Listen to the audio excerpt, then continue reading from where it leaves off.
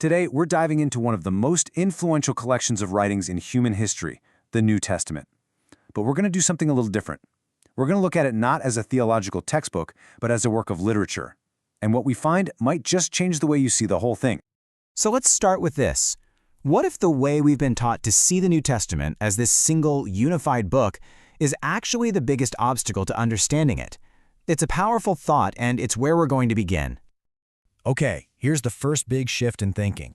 We tend to hold a Bible in our hands and think of the New Testament as one book, but that's not really the best way to look at it. A much better metaphor is to think of it as a small, curated library. And what's in this library? Well, it's a collection of 27 separate, distinct documents. Not chapters of one book, but individual works, each with its own story to tell. And get this, these 27 works weren't written by some committee sitting in a room together. They were composed by at least 9 different people from totally different backgrounds over a 50-year span in the ancient world. That diversity is absolutely crucial. So, if it's a library of 27 different books, how is it organized? Well, like any good library, it's not just a random pile of scrolls. It's sorted by genre. And in the New Testament, pretty much everything falls into one of 4 main literary categories.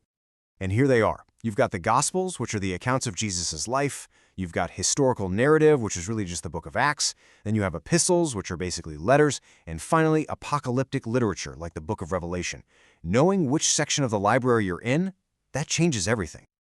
Let's just zoom in on one of these for a second, the epistle. It sounds fancy, but an epistle is just a letter. It's not a public announcement meant for the whole world for all time. It's a piece of correspondence written to a specific group of people to deal with their specific issues.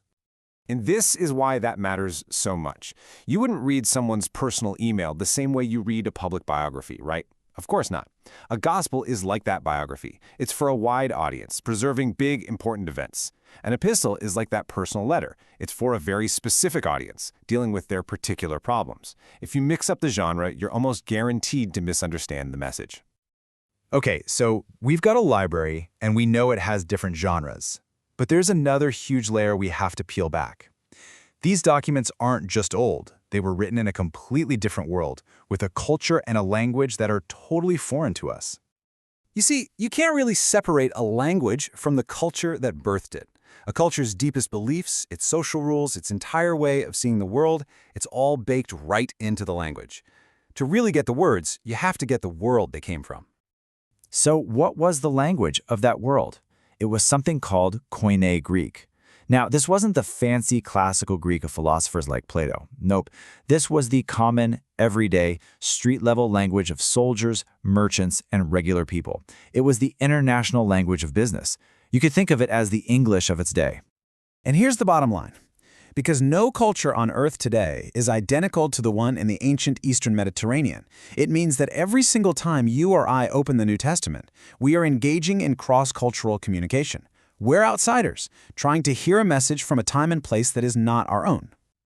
All right, so a diverse library, different genres, a foreign culture.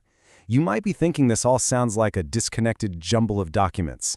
But according to the biblical authors themselves, there is a single epic plot line that weaves through and connects every single piece. Theologians often call this unifying theme the Missio Dei. It's a Latin phrase that just means the mission of God. And the idea is that there's one coherent master plan that makes sense of everything God does throughout the entire Bible, from page 1 all the way to the end. And this mission wasn't just dropped on humanity all at once. The biblical story presents it as something that unfolds slowly, progressively, through a series of key promises, or covenants.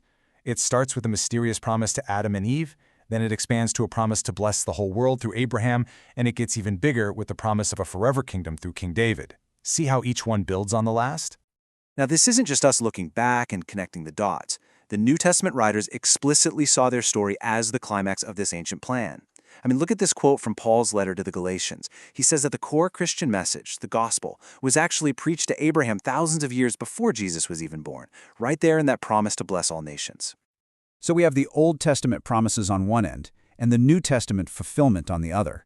But what happened in between?